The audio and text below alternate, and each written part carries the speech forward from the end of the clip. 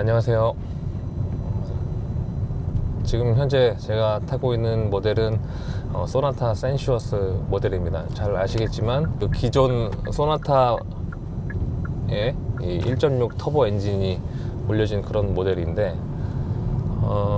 이 차를 처음 봤을 때 뭐 외관이나 이 실내 디자인에 있어서 불만은 딱히 나오지를 않더라고요. 개인적으로는 꽤 이쁘게 잘 디자인이 됐다라고 생각이 되고, 그리고 또 특히 지금 현재 이 시승차의 컬러가 좀 부담스럽긴 하지만 지금 현재 이 소나타 디자인과는 굉장히 잘 매칭이 되는 그런 컬러가 아닌가라고 생각이 됩니다. 그래서 이 컬러를 선택하기는 큰 용기가 필요하지만 그래도 이 현재 이 소나타 센슈어스의 외관 디자인과는 굉장히 좀 잘 어울리는, 특히 밤에 보면 굉장히 좀 멋스러운 느낌이 나기 때문에 좀 용기 내서 한번 선택해 보셔도 괜찮지 않을까라고 생각을 하는데 저는 못하겠습니다. 어쨌든 이 실외나 실내 디자인에 있어서 뭔가 뭐 딱히 뭐가 별로다 이런 생각은 들지 않습니다. 다만 개인적인 생각은 이 소나타라는 것 뿐만 아니라 그랜저도 마찬가지고 예전부터 뭔가 이 패밀리 룩을 완성을 해보려고 하는데 잘 되지 않는 것이 조금은 아쉬운 것 같아요.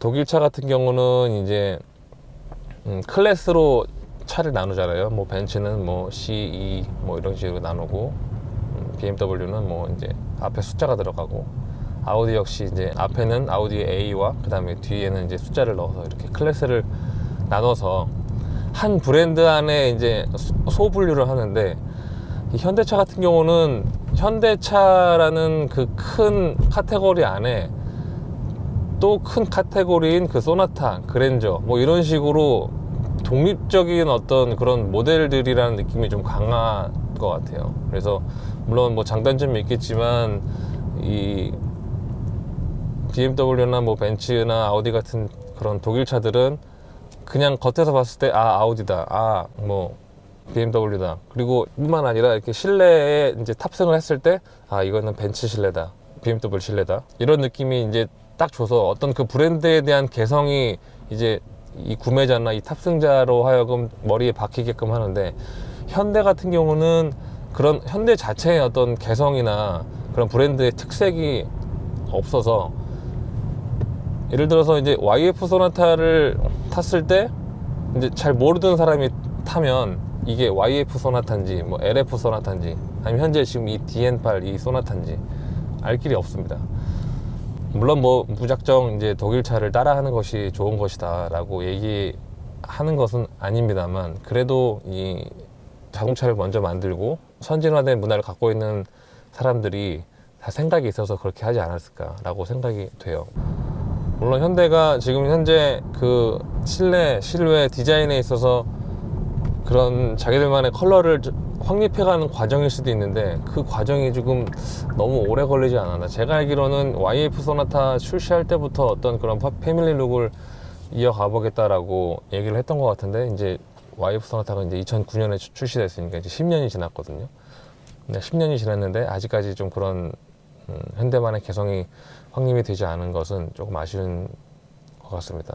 제가 이 얘기를 길게 하는 이유는 앞으로 좀 더 발전하는 데 있어서 이러한 것들을 빨리 확립하는 것이 큰 도움이 되지 않을까라고 생각이 돼서 좀 개인적으로 현대차를 사랑하는 마음에서 이렇게 얘기를 하는 것이고, 하루빨리 그 현대차만의 개성이 좀 확립이 돼서 겉에서 보든 실내에서 보든 이것은 현대차다 라는 느낌이 확 올 수 있게끔.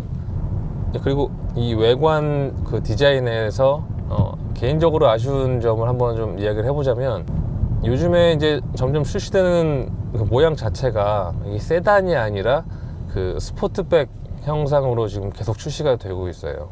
이유를 한번 짐작해 보면, 이 정해져 있는 이 전폭과 전장 안에서 최대한 이 실내 공간을 넓게 뽑아내려는 어떤 그런 강박에 의해서 그 사이드 뷰에 있어서 그 비율을 조금 더 포기하게 되고, 그러다 보니까 이제 점점점 실내는 커져야 되니까 뒤에 세단같이 트렁크 라인을 살릴 수가 없는 상황에 이르지 않았나. 이 점이 하나가 좀 아쉬운데, 뭐 사실 이미 강을 건너버린 상황이기 때문에 되돌릴 수는 없을 것 같습니다. 되돌릴 수 없다는 것이 더 아쉬운 것 같습니다. 이제 소나타에서 세단을 볼 수 없다라는 거. 네. 네, 그 다음으로 중요한 주행했을 때 느낌. 네, 일단 뭐 기본적으로 엔진과 그 미션의 세팅 자체는 이 시내 주행하기에는 정말 적합하게 잘 만들지 않았나. 뭐 현대의 파워트레인이야 그 YF 소나타 터보 나왔을 때부터 느낀 거지만 이 직발, 소위 말하는 가속력은 굉장히 좀 훌륭하잖아요.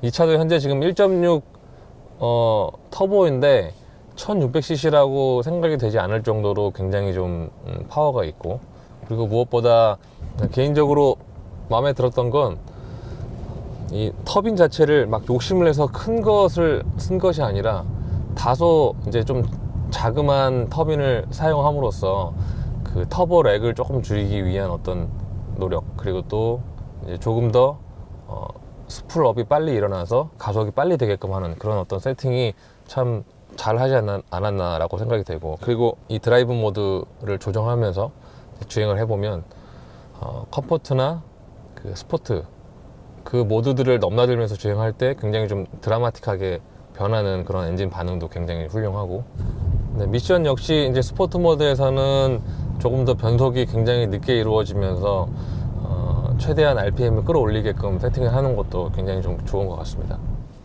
네, 그리고 주행할 때 느껴지는 것들, 뭐 코너링이라든지 이런 차의 어떤 움직임, 안정감, 뭐 이런 것들은 그 YF 소나타에서 그 LF 소나타로 넘어갈 당시에 정말 크게 발전을 했었거든요. 그래서 이제 YF 타보시다가 LF 타보시면 정말 큰 차이를 느끼실 수 있습니다. LF 소나타 때 워낙 차가 이제 잘 나왔었기 때문에 지금 현재 이 소나타 센슈어스와 LF 소나타를 비교했을 때는 제가 잘 기억은 나지 않지만 뭐 어떤 그 YF와 LF의 차이만큼의 어떤 그런 큰 차이는 느껴지는 것은 아니지만 그 LF 소나타와 비교했을 때 발전을 하지 않았을까라고 그냥 짐작만 해보게 됩니다. 현재 이 소나타 센슈어스가 주는 그런 느낌은 일단 승차감 자체는 개인적으로 조금만 더 부드러웠으면, 조금만 더 말랑했으면 좋지 않았을까라는 생각을 하게 돼요. 이 차가 어디까지나 이제 패밀리 세단이라는 목적을 갖고 있기 때문에 그렇습니다. 물론 차가 막 불편하다는 것은 아니지만 이제 시내 주행을 이제 계속적으로 하게 되다 보면 약간은 좀 단단한 느낌이 뭐 없지 않아 있습니다. 저는 개인적으로 단단한 차를 많이 타왔기 때문에 이런 느낌이 싫진 않지만 이 패밀리 세단이라는 것을 생각해 보면은 요거보다는 진짜 살짝만 부드러웠으면, 말랑했으면 좋지 않았을까라고 생각이 되고, 뭐 근데 이것은 단점이라고 보기는 어렵지만 개인적으로도 단점이라고 여겨질 수밖에 없는 것은 뭐 역시나 이 가장 큰 숙제 중에 하나죠. 이 스티어링 휠의 조작감이 뭐 옛날에 뭐 이제 그냥 뭐랄까 그 MDPS 시절에 많이 욕을 먹었던 어떤 그런 조작감의 문제는 아니고, 일단 느낌인데요. 핸들을 이제 돌리기 시작할 때와 또 다시 바로 돌아올 때, 그때 느낌만 살짝 이 텐션이 있고, 핸들이 돌아가고 있는 과정 가운데서는 뭔가 텐션이 없는, 그러니까 좀 과장해서 말하면 이제 핸들을 돌리고 나서는 내가 핸들을 돌리고 있는 것인지, 차가 지금 돌아 나가고 있는 것인지, 아니면 내가 핸들을 돌리지 않고 있는 것인지, 뭐 이런 어떤 그런 피드백이 되게 미비해서 이 핸들 자체가 뭐랄까 돌리는 느낌이 조금만 더 텐션이 있었으면 좋겠다는 생각이 들어요. 이것은 아마 영원한 어떻게 보면 숙제인 것 같은데, 제가 왜 아쉽냐면 지금 A3를 데일리카로 타고 있는데 그 아우디의 가장 그 낮은 그 엔트리급이라고 할 수 있잖아요. 그 엔트리인 A3조차도 이 정도의 어떤 약간 그 허공에 좀 그 손을 흔드는 허공에, 그래서 참 이게 뭐가 문제인가, 돌려주는 모터의 문제인가, 이 핸들링에 있어서는 너무 사람으로 하여금 이 편하게 만들어주면 더 오히려 이런 느낌이 역효과가 나기 때문에 어느 정도 이 핸들을 돌리는 핸들링에 있어서는 사람이 할 수 있는 그런 여지를 좀 남겨두는 것이 좋지 않나라고 생각이 됩니다.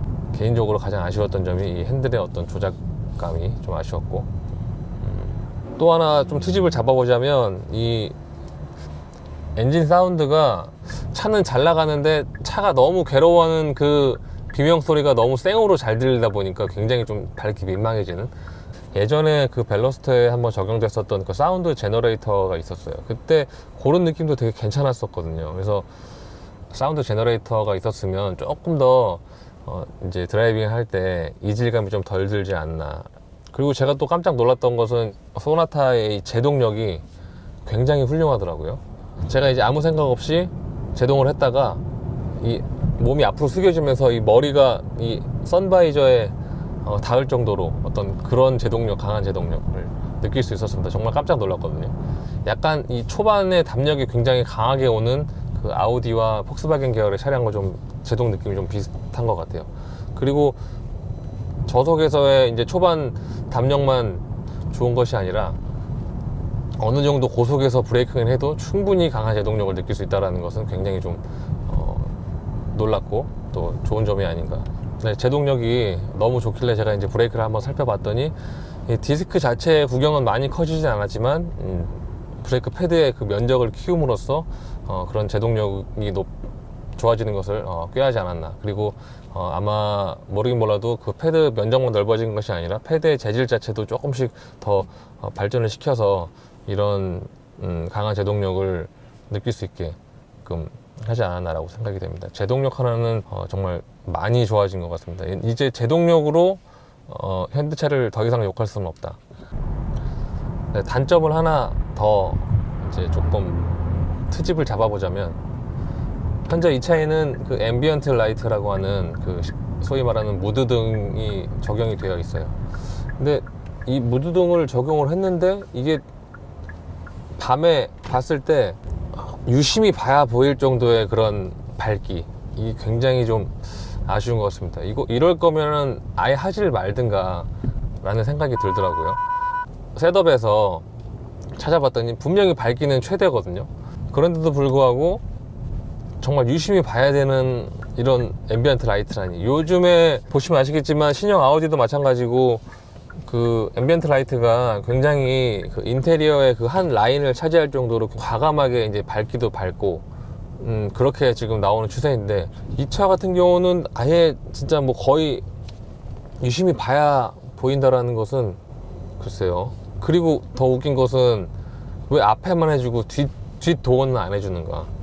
뒷 도어도 안 되고 밝기도 충분히 밝지가 않아 가지고 유심히 봐야 되고, 뭐 이런 것은 그냥 차라리 하고도 욕먹을 바에는 아예 안 했으면 좋지 않았을까. 물론 구성은 굉장히 좋긴 합니다. 이 앰비언트 라이트를 단순히 이제 컬러만 바꿀 수 있는 것이 아니라 그 벤치에 있는 것처럼 그 채도를 조정할 수 있는 그런 구성까지 되어 있고 정말 좋은데, 이 최근 트렌드가 정말 앰비언트 라이트가 과감해지는 거에 반해서 왜 이렇게 소심하게 세팅을 했나. 이거는 정말 좀 너무 아쉬운 것 같아요. 그리고 해줄 거면은 이제 뒷 도어까지 해주지, 굳이 그거를 앞에만 해주나. 이런 거는 정말 해주고도 욕먹는 거기 때문에 아예 안 하고 다른 곳에 더 옵션을 더 넣어줬으면 어땠을까라고 생각이 됩니다. 진짜 이 소프트웨어적으로는 후석에 있는 열선까지 조정할 수 있을 정도로 굉장히 잘 해놨는데, 이런 하드웨어 같은 것들이 조금 받쳐주지 않는다라는 것이 좀 아쉬운 것 같아요. 그래서 앞으로는 뭐 좀 더 이런 부분들은 좀 인색하다는 느낌이 들지 않게끔 해줬으면 좋겠다 라는 생각을 좀 해보게 됩니다. 그리고 좀 신기한 것은 트렁크를 열어서 트렁크를 닫으려고 그랬는데 트렁크 안쪽에 손잡이가 없더라고요. 전동 트렁크가 아닌 이상 손잡이로 내리더라도 이제 트렁크 위에를 잡고 눌러야 되기 때문에 그 손잡이를 삭제한 것인지는 모르겠어요. 근데 신기하게 손잡이가 없어서 좀 약간 좀 어처구니가 없었던 기억도 있고, 글쎄 딱히 이렇게 뭔가 막 단점을 좀 찾아보려고 해도 굳이 이렇게 조금 트집을 잡아야 좀 단점이 보이고 얘기할 수 있을 것 같은 그런, 그 정도로 이제 이 차가 3천만 원대, 3,500만 원, 이 차는 지금 거의 이제 풀옵션인 차량인데 3,500만 원 정도 되는 차에서 이러한 옵션이나 이런 것들, 그 스마트 크루즈 컨트롤 같은 경우 뭐 사용해 보신 분들은 아시겠지만 진짜 이렇게 손을 놓고 가도 전혀 불안하지 않을 정도의 그런 완성도가 있고, 예전에 그 제네시스 DH에 아마 이 기술이 처음에 적용됐을 때는 이 가감속이 굉장히 좀 어색했거든요. 갑자기 가속하거나 갑자기 감속하거나 이랬었는데, 지금의 이 소나타에 올려진 이 스마트 크루즈 컨트롤의 이 능력은 정말 가감속도 부드럽고 손을 잡고 있지 않아도 어느 정도의 그런 커브는 잘 돌아 나가고, 뭐 이런 능력들 너무 좀 훌륭한 것 같고, 그래서 진짜 이 차를 타고, 이 차뿐만 아니라 요즘 나오는 현대차를 타고 있다 보면은 이 정도 금액에 이만한 옵션을 체험할 수 있는 차는 전 세계 어디에도 없다. 그리고 뭐 디자인도 훌륭하고 이제 어느 정도 실용성도 굉장히 좋은 차이기 때문에, 굳이 막 그런, 솔직히 말씀드리면 그 수입차 막 할인 엄청 해가지고 옵션도 없는 그런 차를 구매하시는 것보다 이 소나타를 구매하시는 게 100번 1000번 옳은 것이고 또 좋은 것이 아닌가라고 생각이 됩니다.